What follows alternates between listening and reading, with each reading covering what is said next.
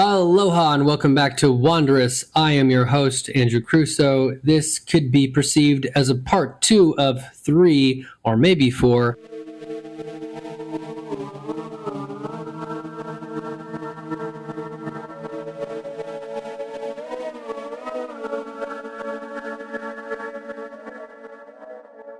So if this is your first time listening to WANDEROUS, that's fine, but it's going to make more sense if you listen to the preceding episode.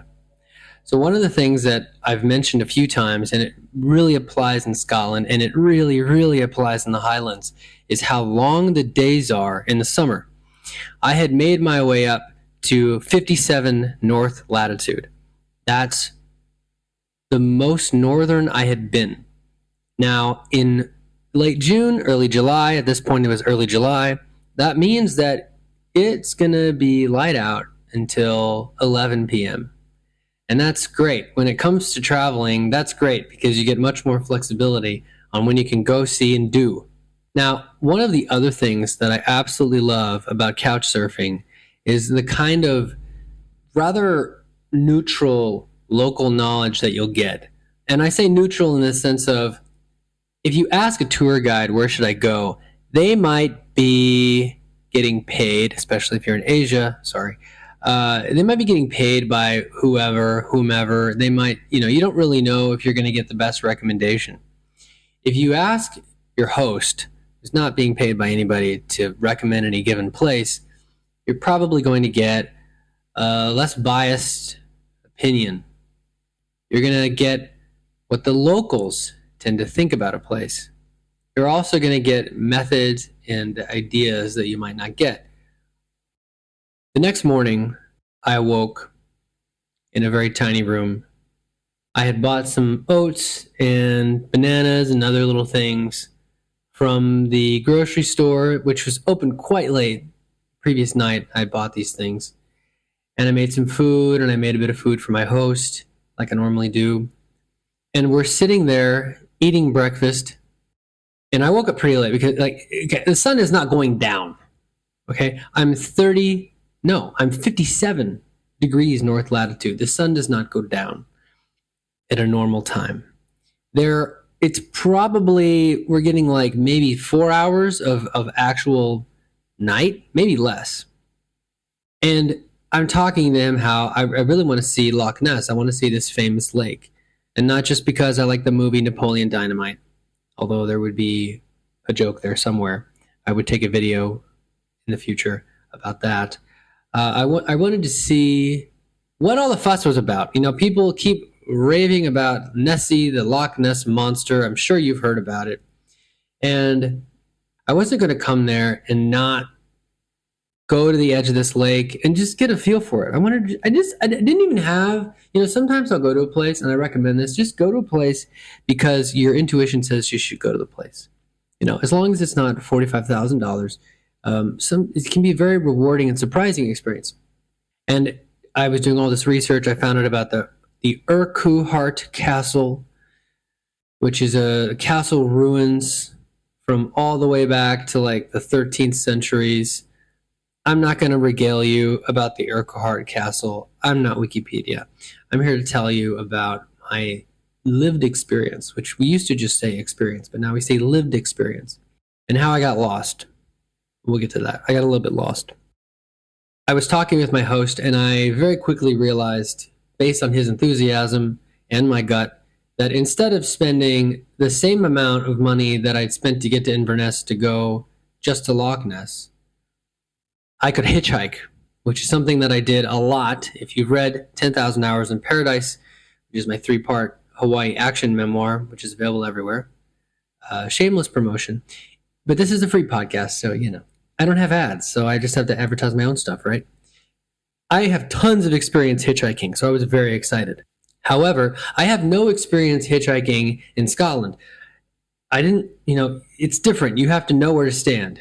And your placement on the road, adjacent to the road, are you on a ramp? Are there ramps? Are there tons of, roundabouts? That all matters. Free hitchhiking advice. A car needs at least, I would say, 3 seconds preferably 6 seconds, to make a judgment if you're going to kill them, basically, because people are paranoid. And they should be careful. I mean, certain parts of the world, they should be very, very careful. I was in a place that was very chill and safe. So I'm looking at the map and I'm trying to decide, and I'm talking with my host. And I'm looking at, where should I stand? He suggests over there, over there. A82 is the main highway that will take you down to Loch Ness. And there's a little village called Drumnadrochit, which is pretty freaking cute. I wish I'd had more time to just walk around this village. The little tiny post office, you just want to pinch its cheeks. Anyway, I believe that I took, how did I get there? I think I just walked. I walked a couple miles, like a walkie kind of guy as I am. Now, I only had, like 2 kilograms worth of stuff, like nothing. I had like 1 kilogram worth of stuff on me. You know, I don't need to schlep all of my crap anymore. It's at my host's place where I'm staying. I believe I stayed there 3 nights. I'm going to Loch Ness, and I get to this road beyond the roundabout, and I stick out my thumb, and nothing happens. I'm ignored for like 10 minutes, and I go further down, and it's very green, and I'm just amazed at how verdant the hills. It is a perfect time of year to be in Scotland. I feel very grateful, and I'm feeling excited, but I'm feeling impatient as well. Like I want to get to Loch Ness. I've been building up to this for, I've been thinking about this for, I don't know, probably months at that point. So finally, I get picked up by this couple. I believe one of them was from Croatia. It was one of these long distance things, which I don't know, personally, I can't do that. One was from Croatia and one was from Albania or something. And they've rented the car. I think it's funny that tourists are more likely to pick me up than the local, although that's not entirely true, as you'll see. But it was fantastic. They took me all the way down, slightly past Drumnadrochit, around the bend, around Urquhart Bay, which is a little bay, and I finally get to see this long, miles long, but you can see right across it. It's narrow but long lake. Super deep, and that's why they believe the creature's there, because it's deep enough for these Triassic or Jurassic, well, more, probably not, right? But it would be really cool. Wouldn't it be amazing if there was a Cretaceous period creature still surviving? It wouldn't be the same one, but you know what I mean? Like had been breeding in there for the last millions of years. Very, very, very unlikely. But they dropped me off at Urquhart Castle, which I'll include in the bonus. And it was rather beautiful. I didn't feel like spending $15 to walk by a ruined wall. I was completely satisfied to photograph it from a distance with my Olympus TG6. They're not a sponsor. I like this camera. It's a 4x optical zoom, was enough to get a good photo of this. And it shoots in RAW, so I was able to make it, it was nice. It was pretty nice. And there's little cruise boats going down. And I find myself like, because I was in the process of trying to find a good angle to photograph this castle without, I'll go into a castle if it's for reference, this castle was more expensive than a full-fledged, fun castle in France that I would see. Yes, I said France, that I would see 3 weeks later. This was just ruins. You couldn't really even do anything. And they wanted $17. I was like, I don't feel like it. It wasn't that I couldn't afford it. I wasn't going to get $17 worth of fun out of that. So I wasn't excited about it. I was fully satisfied taking photos of it from the hill, which turned out very good, by the way. They fill the whole frame. Anyway, if you're going to go to a castle, the ones in France, probably a better bang for your buck. No offense, based on the few that I saw. At least this one. Don't go to Urquhart unless you're really passionate about Urquhart. And I find myself wandering around the edge. I told you this is going to be very frank. I'm not going to sugarcoat. I'm not going to sugarcoat stuff. I start wandering around that castle specifically. I start wandering around the edge of this hill, because it drops off pretty steeply into the lake. And I come across these gorgeous I completely blanking on the species, but they're these like pink bells that, you know what? The names of flowers are made up, by the way. Did you know that? They're completely made up, so who cares? I'll put a photo in the bonus. These pink, you're going to figure it out, though, if I describe them, if I shut up and describe these. There are these violet bell flowers that hang down, and they're very large. Like a whole thumb could fit in one of these blooms, and there's a collection of like 12 or more, and it's this sort of like vertical hanging thing. I think they're called bonnets or something. Very beautiful, very beautiful. And I look across the way and I see sheep. And I'm reminded there's just sheep hanging out right on the edge of Loch Ness.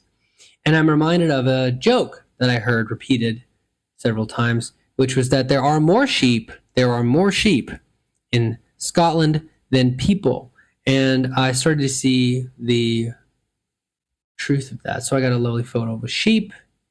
The best part was coming up, though. I keep making my way around this, and I want to get, the whole point is I want to get to the beach. There is not a beach, but I want to get to the lake edge, right?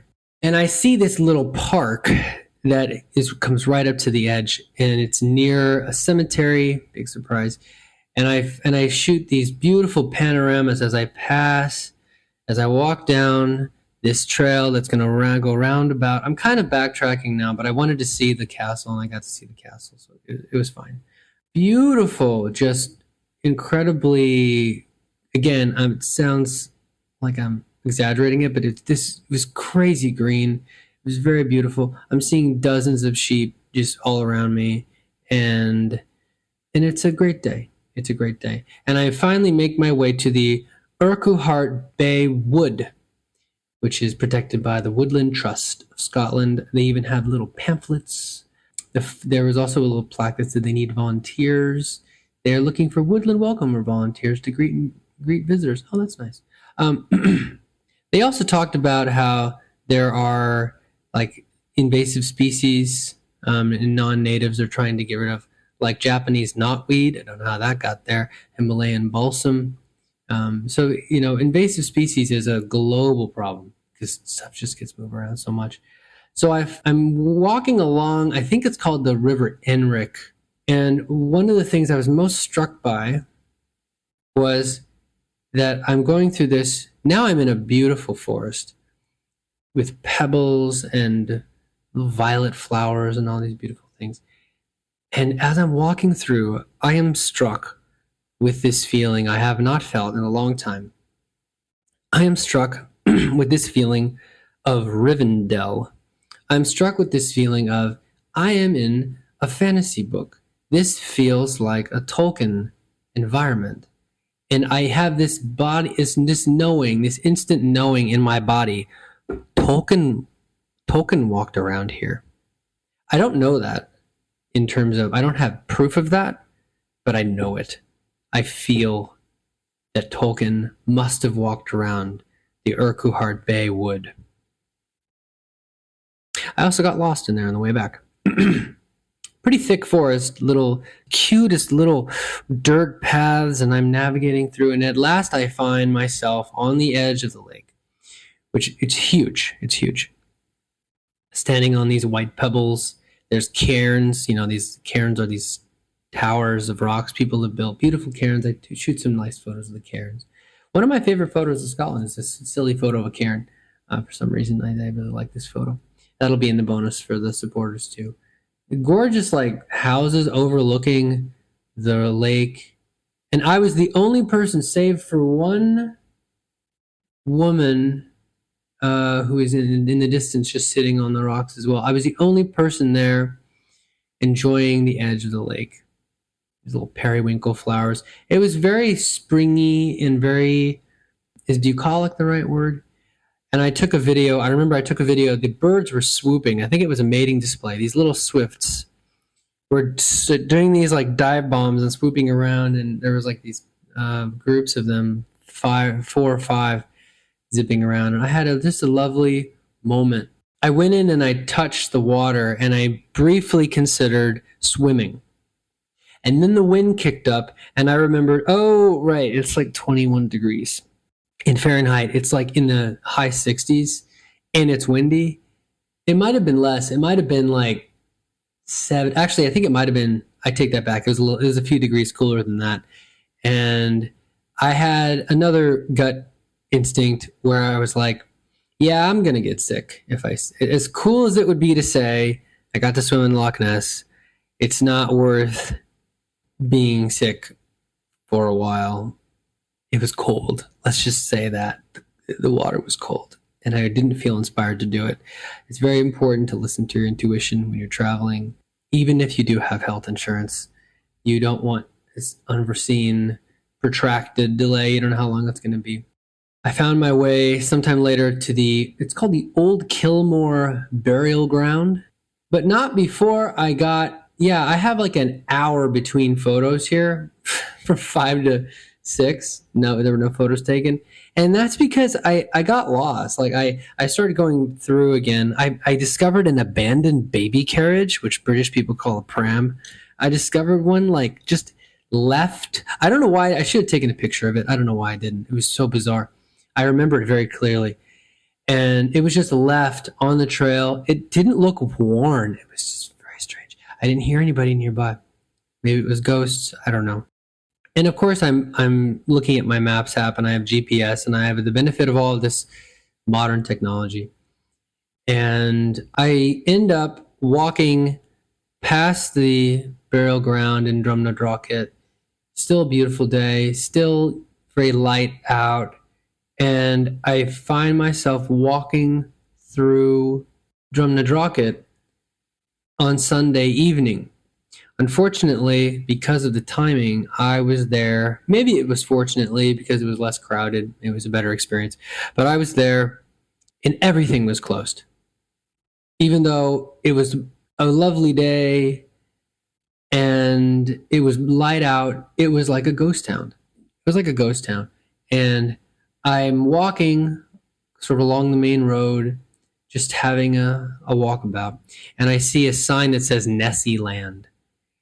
And I come across this, and I think I have video of this I can dig up. If supporters want to see this, I can dig it up. There was a whole like small theme park dedicated to Nessie, the monster of the lake, which probably doesn't exist. Maybe, but I don't know. I feel like scientists would have found something, you know? And it's closed, but they have a pretty funny all these little sculptures of this, basically like I forget the name of the dinosaur. Is it Dilophosaurus? Dilophodon? It's a dinosaur you've seen. It's the long-necked swimming dinosaur. And it's so borderline corny, but charming at the same time. But I'm realizing if I stay out too long, and this place is closed, everything's closed. If I stay out too long, I might get marooned there. I think the last bus was leaving at like 7, and I wanted that as a backup plan. When you travel, it's very smart to have backup plans. So I walk up to this memorial in memory of the men who fell in the Great War. Oh yes, it's a World War I memorial. That turned out to be a pretty good spot to hitchhike from, not too far from there. Yeah, again, you have to make sure you have enough space for the car to pull over. Luckily, it's still very light out. And I get picked up by a Scotsman, a very cool Scotsman, who tells me that he is in the process of scaling every little peak in Scotland. So there is a directory of the peaks. And there's this whole club of people who try to scale every peak. And they're not terribly tall. Like, we're not talking about, this is not the Himalayas. But he's quite an interesting guy. And I immediately dig his accent. It's great. It's a big truck. And we start talking about politics, which I usually try to avoid. And I mentioned to him what happened the previous day. How I sort of made a faux pas. Basically, someone corrected me and said, well, no, we don't really say Britain here. I wasn't calling Scotland Britain. I know it's its own country. I'm not an idiot. But there was a sensitivity around that. I'm not even saying that we are on the island of Great Britain, which, according to Wikipedia, but I'm not going to be that guy. Maybe I am that guy. Maybe it's I don't know. And he said, well, there's a big independence movement here. And the challenge was, and I'm going to tell you what he told me, and I don't know, and I'm not a political science expert in any way. It would be hilarious if somebody thought that about me. But he said, from his point of view, in order for Scotland to break away from the UK, he told me that they would have to have a referendum. And he told me that in order to have that referendum, they need permission from London. So it was this paradox in a way. I don't know if that's true, but it wouldn't surprise me if it was true.